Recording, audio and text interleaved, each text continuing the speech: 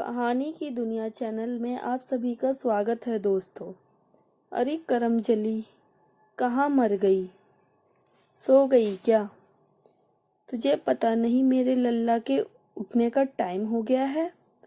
दूध लेकर आ। अभी तक चाय नहीं बनी?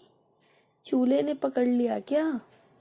चाची की आवाज़ सुनकर ग्लास में चाय डालती छवि के हाथ हल्के से कांपे। चाय उसके हाथ पर गिर गई, पर उसने जल्दी से चाय उठाई और चाचा चाची को देने चल दी।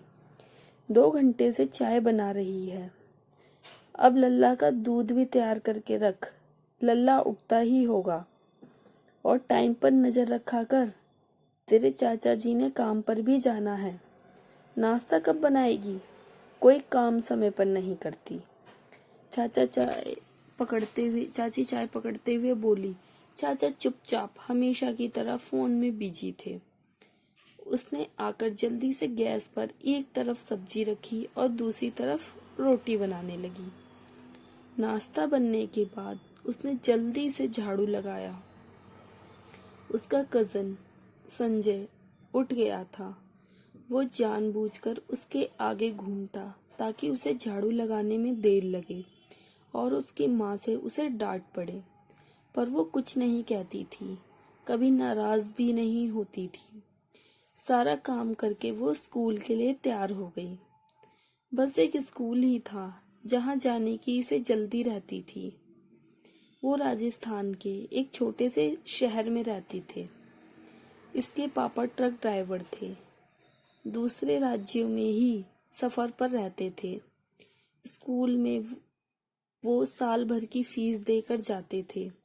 वो महीने में एक आध बार ही घर आते थे और छवि के खर्चे के तौर पर चाचा को पैसे दे जाते थे, पर इसे कभी किसी ने नहीं कुछ दिया और ना ही मांगा। ये पढ़ने में अच्छी थी और स्कूल टीचर बनना चाहती थी। स्कूल में पूजा इसकी बेस्ट फ्रेंड थी। उसकी मम्मी इसके लिए खाने में रोज कुछ ना कुछ भेजती थी। स्कूल अच्छा लगने लगा। उसका एक कारण यह भी था, पूजा। वक्त बदला, ये बड़े हो गए। इसने 12वीं के पेपर दे दिए। रिजल्ट आना था। उसका कजिन संजय बड़े शहर में पढ़ने चला गया था।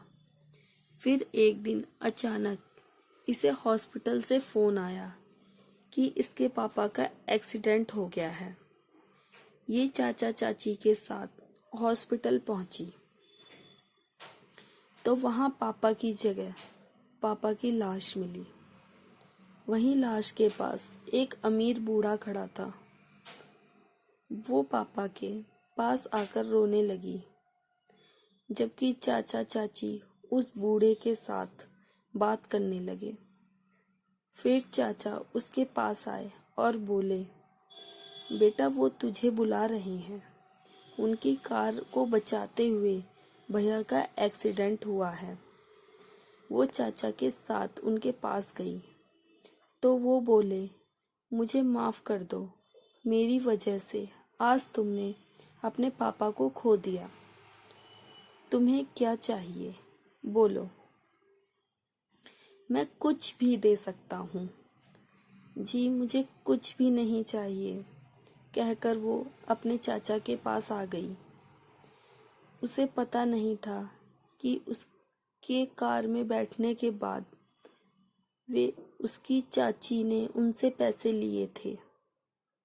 फिर उसके पापा के मरने के 2 महीने बाद उसके चाचा चाची उसे नौकरी लगवाने के कहकर शहर ले आए और वहाँ एक होटल में उसे एक बूढ़े आदमी को सौंपते हुए बोले, लीजिए, अब ये आपकी है। आप जो भी कहेंगे वो ये करेगी। फिर छवि से बोले, बेटा तुम्हें इनके घर नौकरी करनी है।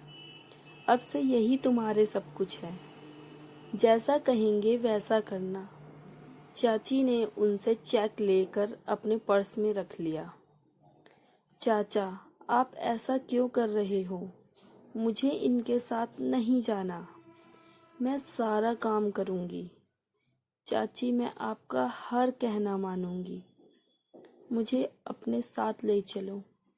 छवि चाची का हाथ पकड़कर रो पड़ी, लेकिन चाची उसे कार में धकेल उससे हाथ छुड़ाकर चली गई। देखिए, मैंने इसकी पूरी कीमत दे दी है, इसलिए आइंदा मुझे अपनी शक्ल न दिखाना, कहकर वो कार की पैसेंजर सीट पर आकर बैठ गए और ड्राइवर को कार चलाने को कहा। छवि जोर जोर से चिल्ला रही थी, चाचा चाचा, चुप हो जाओ, चिल्लाने का कोई फायदा नहीं है। जिन्हें तुम इतना रो रो कर बुला रही हो, वो हमारे मालिक को बेच गए हैं। मैंने खुद उन्हें चेक दिया है। उन्होंने खुद माना है कि अब उन्हें तुमसे कुछ लेना देना नहीं है, उस बूढ़े ने कहा। उनकी बात सुनकर छवि चुप हो गई। आखिर वो कर भी क्या सकती थी। सफर लगभग 6 घंटे का था।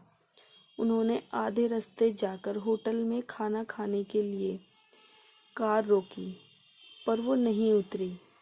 सफर बहुत लंबा है, कब तक भूखी रहोगी? बूढ़े ने कहा, पर वो अपनी जगह से नहीं हिली।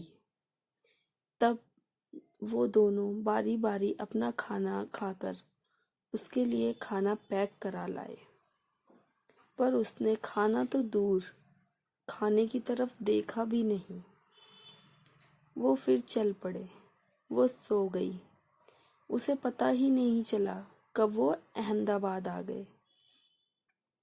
कार के रुकने से उसने आंखें खोली। उसने देखा कि शाम हो गई है, हल्का अंधेरा भी हो गया है। उसने देखा कि एक बहुत बड़े घर के बाहर कार रुकी थी। घर क्या, महल था। इसने ऐसे महल किताबों में देखे थे। वो सोचने लगी, मुझे इतना बड़ा महल साफ करना पड़ेगा। चलो, जो मेरी किस्मत। वो कार से उतरी, सिर पर पल्लू किया और उस बूढ़े के साथ चल दी। बड़ा सा शानदार दरवाजा खुला तो एक औरत आरती की थाल लिए आई और इसकी आरती उतारी, पर उसने मुंह चढ़ा रखा था, मानो इससे चिढ़ती हो।